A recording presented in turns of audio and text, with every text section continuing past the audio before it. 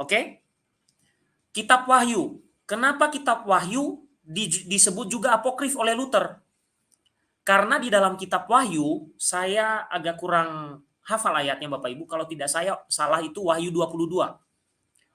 Dikatakan di situ Yesus berkata, "Lihatlah, aku datang untuk membalas setiap orang menurut perbuatannya." Bapak Ibu, Anda tadi sudah mendengar bahwa ada kata sola fide, hanya iman, hanya anugerah, sola gracia. Tapi dalam kitab Wahyu mengatakan Yesus datang menghakimi setiap orang menurut perbuatannya. Otomatis bertentangan dengan sola gracia. Maka dia mengatakan ini juga termasuk apokrif perjanjian baru. Jadi yang mempreteli kitab suci itu bukan Katolik. Tapi pendahulunya Protestan itu. Anda harus jujur dengan sejarah, terutama tadi yang mengucapkan, yang menyampaikan tanggapan tadi. Anda harus jujur, jangan tuduh Katolik nambah. Kalian yang mengurangi. Sejarah kalian tercatat. Jujur, ya. Apa susahnya jujur sih terhadap sejarah? Ya. Oke, itu kitab Wahyu Bapak Ibu. Sekarang kita ke kitab Ibrani. Oke, kitab Ibrani. Ya, saya tidak begitu hafal ayat di mana, tapi ada juga di dalam kitab Ibrani itu mensyaratkan bahwa kita itu hidup sebagai orang yang tidak hanya sekedar beriman gitu ya. Saya tidak begitu hafal persisnya, tapi ada ayatnya. Kita dikatakan bahwa kalau kita sudah ditebus, maka kita harus menjadi selayaknya orang yang memang sudah ditebus. Ya. Atau dalam bahasa lain, menjadi orang merdeka dalam arti melakukan perbuatan baik. Nah, otomatis bertentangan lagi dengan 3 sola yang dia buat. Ya, bertentangan lagi. Maka 4 kitab perjanjian baru ini Bapak Ibu, 4 kitab perjanjian baru itu yaitu Wahyu, Ibrani, Yudas, Yakobus, Martin Luther menyebutnya sebagai kitab apokrif perjanjian baru.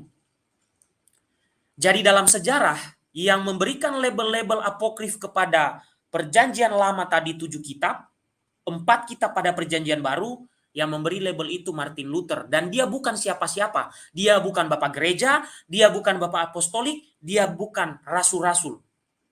Tapi dia telah melangkahi apa yang tidak dilakukan oleh para rasul. Mengurangi kitab suci perjanjian lama dari 7, mengurangi 7 kitab perjanjian lama, memberi label 4 pada kitab perjanjian baru. Hanya sekarang ini, kalau Anda tanya kepada teman-teman Protestan, kadang mereka tidak jujur. Atau bahkan mungkin mereka nggak tahu. Karena selama ini yang disajikan itu Katolik yang disalahkan. Ya, yang disajikan, yang diberitahu kepada orang banyak itu Katolik yang disalahkan. Karena apa Bapak Ibu? Ya kalau mereka jujur, selesai sudah. Ya, selesai sudah. Terbongkar semua sejarah itu. Ya. Nah, maka dari itu, ya, saya mau mengatakan, orang yang menyampaikan tadi, dia tidak jujur dalam menyampaikan data-data. Lalu dia katakan, dia menyinggung bahwa sama kok yang menerbitkan LAI. Tapi dia tidak tahu bahwa Gereja Katolik dari Lembaga Biblika Indonesia bekerja sama dengan LAI. Jadi tidak sepenuhnya LAI, tapi kerjasama. Bahkan di dalamnya banyak dosen-dosen dari Katolik yang menjadi pembina penerjemahan Alkitab itu. Banyak dari Katolik. Termasuk Romo Martin Harun juga salah satunya. Beliau adalah pembina penerjemahan Alkitab LAI. Ada di dalamnya Bapak Hortensius Florimon. Di dalamnya ada Bapak Pascalis Edwin, Inyoman Pasca.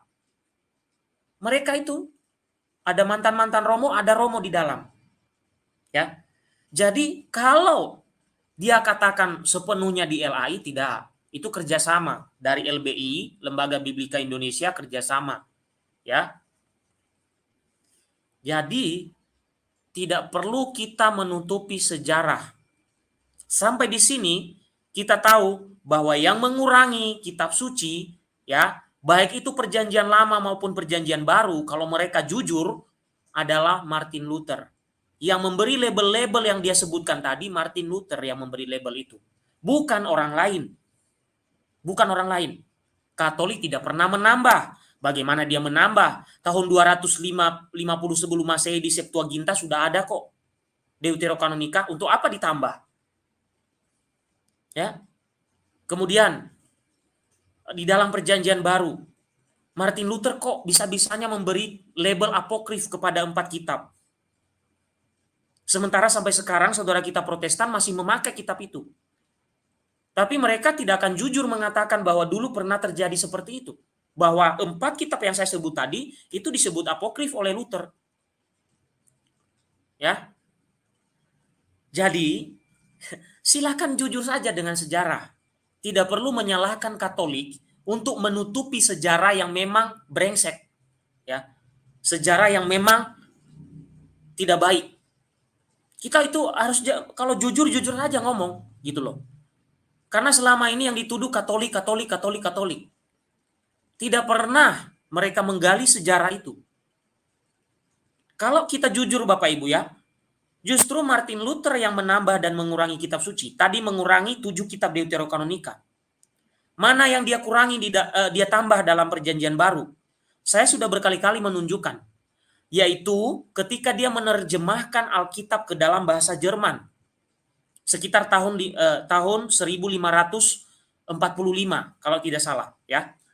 Dia menambah kata alein dalam Roma 3 ayat 28. Roma 3 ayat 28. Saya ulangi lagi, Roma 3 ayat 28 dalam terjemahan awal Luther dalam bahasa Jerman ditambahkan kata alein atau alone. Sehingga di situ kami yakin ya, kami yakin bahwa keselamatan hanya melalui iman saja. Kata saja itu yang ditambah oleh Luther.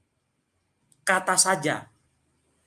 Tadi allein dalam bahasa Jerman, bahasa Inggris, alone, ya, saja di dalam bahasa Indonesia.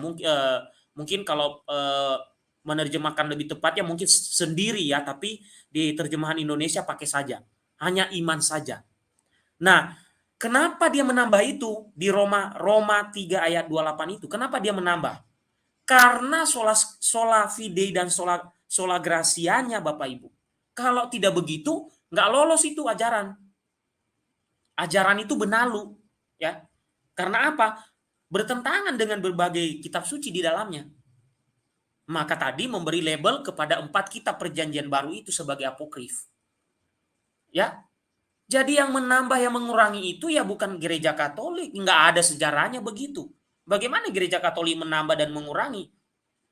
Uang 250 sebelum Masehi di Septuaginta sudah ada kok, Deuterokanonika. Ya. Kemudian Perjanjian Baru juga sama juga. Apa yang ditambah? Nggak ada yang ditambah. Yang ada manusia yang melebihi apa yang menjadi haknya.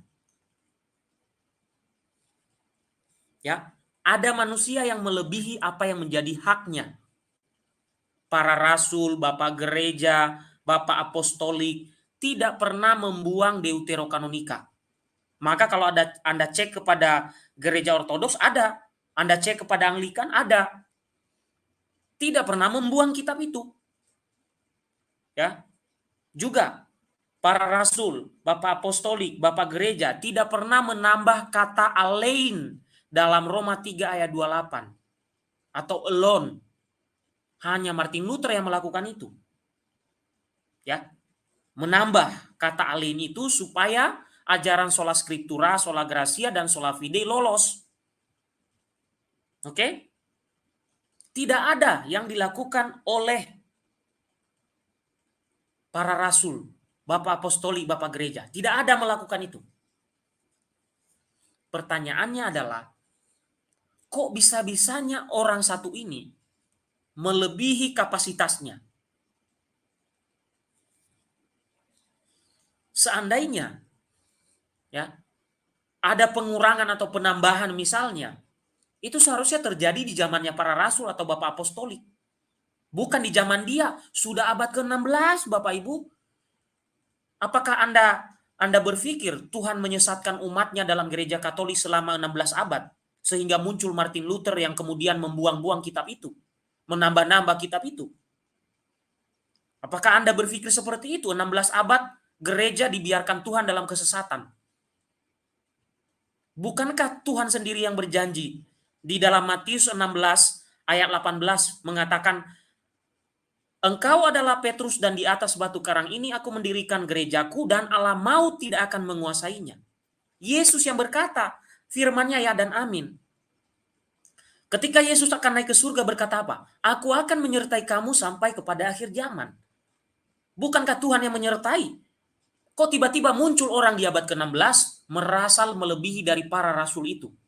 Merasa melebihi daripada Bapak Apostolik, melebihi Polikarpus, melebihi Ignatius dari Antioquia, melebihi Clemens dari Roma, melebihi para Bapak Apostolik yang lain.